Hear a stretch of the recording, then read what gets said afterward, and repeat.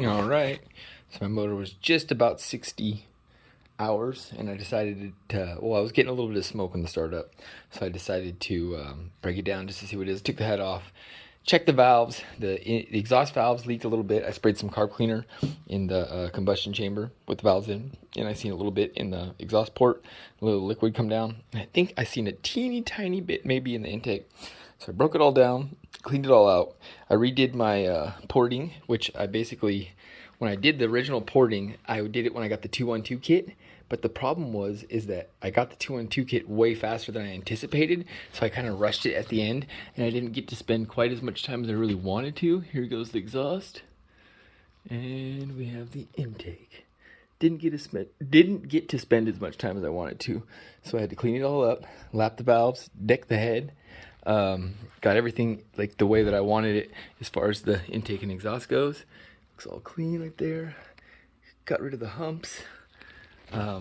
Basically straight shots. Now look at that. Looks good. It come out good.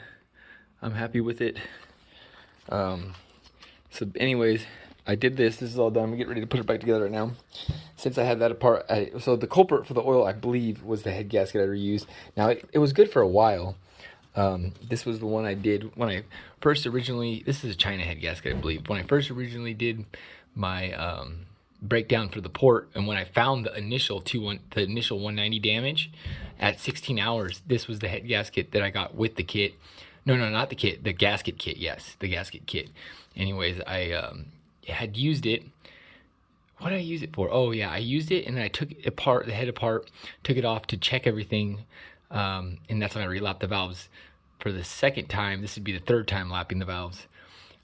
Anyways, what I did is I used some silver spray paint, which was good for a while, but I think it eventually started to leak. I don't know if it was the head being flat. Maybe when I decked it, I didn't do a good enough job. This one I made sure to make sure it was completely flat. But you could see there was some oil seepage into the cylinder possible. Not 100% sure on it. When I took it off, you could see it was dry, but you seen this one area where it kind of like looked like it went into the cylinder. I just kept getting a little bit of smoke on the startups, nothing crazy. It would eventually go away, but I also, when I pull the plug, I would get oil.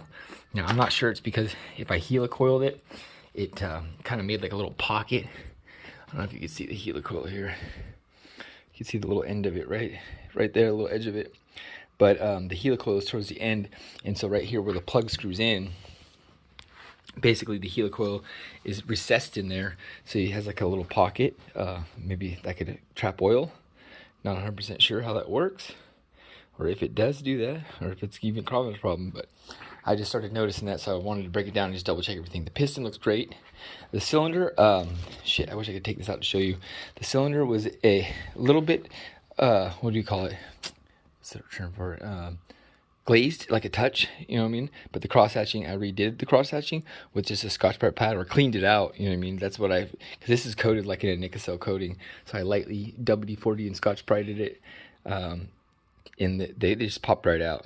So everything looks good. It all measures in within spec. I checked the valves, which the valves, I'm super impressed. I mean, they got a lot of meat on the... I watching the videos and stuff like that, it had me under the impression that these motors didn't last very long and the valve train was horrible, but come on, you focus, but yeah, see, there's that. But see, if you see where the ceiling is, all the meat above it, I was thinking it was going to be tulipped. So I put some tape on where the part that goes up and down, it goes into the valve guide, and basically polished everything. This side, the back, and everything, and then I basically relapped it in, and so now I'm just going to be putting it back together. So as far as the valve train goes, everything is tits. It looks great, perfect. I polished up the intake tube again, made sure port matching. Oh, some exhaust stuff too. So my exhaust, I welded on a mount, which would be considered the third mount, because you have the rear muffler mount, then you have your header mount. So I welded this on right here, and this basically ties in to the back of the, I want to say this would be like a double kickstand, or you know, the kickstand that you can put your rear tire up, you push it down, it lifts it up, and basically your rear tire floats on the ground. It's like a, I don't know, rear end stand or something like that, but it's like a kickstand. I don't know if this is where it's supposed to mount, but there's these two spots right here. Here's one here, one here. They don't line up at all. I usually just put a pin or screw through them, or my bad, a bolt through them. And basically what this bolt does is it allows me to use my jack stands. So I have one on each side, the jack stand there and a jack stand here. This one's on this for now. But now the exhaust is going to get bolted into that, which will give it a little bit more rigidity. So as far as the crank, everything looks to turn smooth and perfect, nice and tight still. The rod has a teensy bit of side-to-side play, no up and down play at all. I'm impressed with that. So we're at 60 hours pretty much. So this motor seems to be holding up very well. I probably would recommend maybe new rings here soon, or possibly new cylinder rings maybe in the next, 30 more hours or something. Just put me at like 60 hours. I don't know, we'll see. Other than that, I'm really happy with it. Oh, another thing too, I always had issues with my exhaust port studs and the nuts on the studs. I actually would have to grind down the nuts to even get them onto the studs. Let's see if I got one here that I ground down. So here we go. So this one right here is a focus. Anyways, this is one of the nuts, the exhaust nuts, and I basically ground it down. What's up with my phone lately? I ground it round, kind of. I mean, it kept a little bit of the end. I ended up having to use vice grips to tighten it down all the way, but it still would rub on the sides of the exhaust here, where I had to make it kind of, if you look at the exhaust, I had to kind of, right where the port is, see, like almost oval the pipe, so those nuts would fit on it, and they're still a pain in the ass. They still rubbed on the side and caused a lot of issues. You can see where it used to be rubbing. So what I did is I come up with this. I said, remove the head studs, and I found some Allen bolts that are exactly the same. We got plenty of meat that goes in, the same exact meat as the stud. In fact, that one looks a little short. Now I cut this one. I have an extra one though. This one right here on this side right here is perfect length. I guess maybe I could take that top washer, little lock washer out. I like having a lot of meat in it. It's pretty decent though. But anyways, those I can put those in no problem. My T Allen fits right in here, right? So it basically mitigates the problem that I had with removing the exhaust. Was just a pain in the ass, Now that I have that easy, I got my third mount on there, so she's gonna be skookum.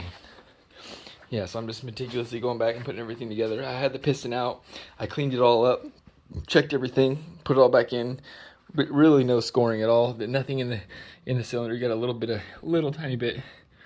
I don't know what you call it. I mean, that's just natural tearing away right there. But nothing that your fingernail can catch at all.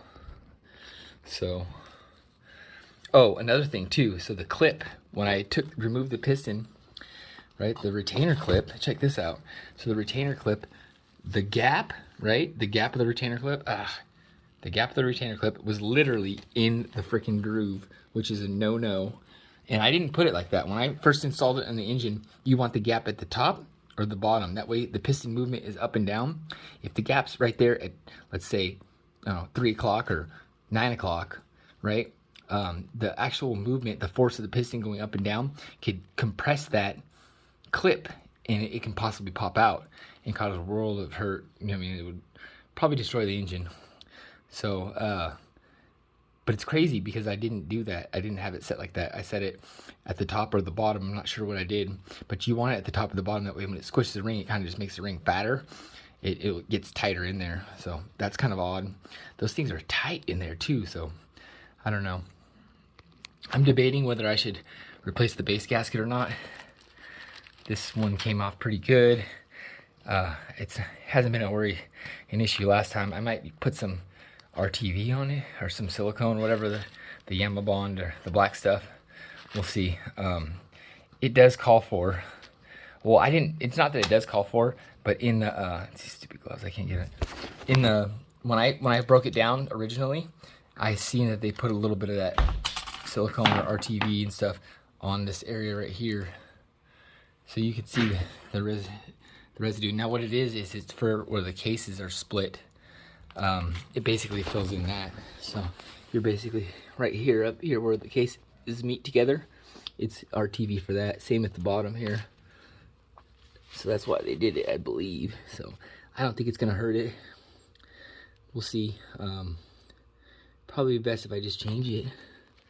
Oh yeah, look at that little bit of wear right there. Huh, never seen that before. Anyways, chain looks good. So this is all polished up again in there. So we will see. I'll put it back together tonight, and I will build it right. I've been 1 week without the grommet. When I'm during the work week, I really can't work on it. I mean, very much, you know, a few hours at night, and sometimes I don't feel like it at all. But yeah, that's crazy. The crank looks great in there. Everything looks nice. I wish I could turn a light on. Oh, we do have a light. There we go. Yeah, it looks very clean. I attribute a lot of that to me changing the oil every 3 hours, basically. So that's a good way. Cheap insurance. Keep everything clean in there. Probably no need for it. You probably could go more, but I mean, in the Daytona book, it says change in every race, but it also says change a lot of other things quicker. I think what it is that these FE engines, right? Well, the FE engines. Oh, I almost dropped my phone. The FE engines, they have a non-overlap cam. Well, that non-overlap cam basically contributes to the only redlining it. Basically, you know, I think mine pretty much falls on its face around 9,000, but you can get it to 10 something. Anyways, I think the cam looks pretty good too, other than the decompressor. Focus, you frig. Okay, there, where the decompressor kind of, but it's nothing you can catch your finger in, so that's just where the decompressor kicks in. Right there. Actually, you know what? Those lines look like they're on both sides too. I think that might just be the wheel, where the edge of the wheel is. So everything feels smooth, super smooth. Oh, another thing too. Well, yeah, anyways, what I was saying about the FE is that because they don't rev really high, they're the street version, you know, up to possibly 10,000. I think the longevity of them is better. And who knows? I was really tripping on seats and guides, right? And they're pretty good. Well, maybe they upgraded the seats to something better this time. Not 100% sure, but they seem to be holding up very well. My intake were clean. The exhausts were very dirty, sooty. There was lots of carbon buildup. Kind of pain in the ass to get it out, especially on the piston. It had a lot of carbon buildup. But I got it all off with just some WD-40 degreaser, a little toothbrush, just scrubbing it out. So I'm gonna slap this thing back together, and we'll see what's up. Hopefully I won't get no more oil on the plug or anything, and have no more smoke when the startup. You know, at first I thought it contributed to my exhaust because it had the loop in it. Maybe I was thinking the condensation kind of, you know, doing something about that. But after a while, I was just, when I pulled the plug and I seen the oil in there, I was like, ah, yeah, it's something. I don't think it's the rings though. They seem to be sealing pretty good. So I was thinking 2 valve seals, right? But if you looked at both the valves, you didn't see any oil like coming down them. They were dry. So I don't think it's that. It's got to be the head gasket just leaking oil into the cylinder, possible. You know, the pressure swishing it out. So we'll see if I got it or not. If it isn't that, then I'll probably just buy some. You can't buy a piston ring for these. They don't sell just the rings. Maybe they could do an aftermarket, but on Amazon and eBay I didn't see them.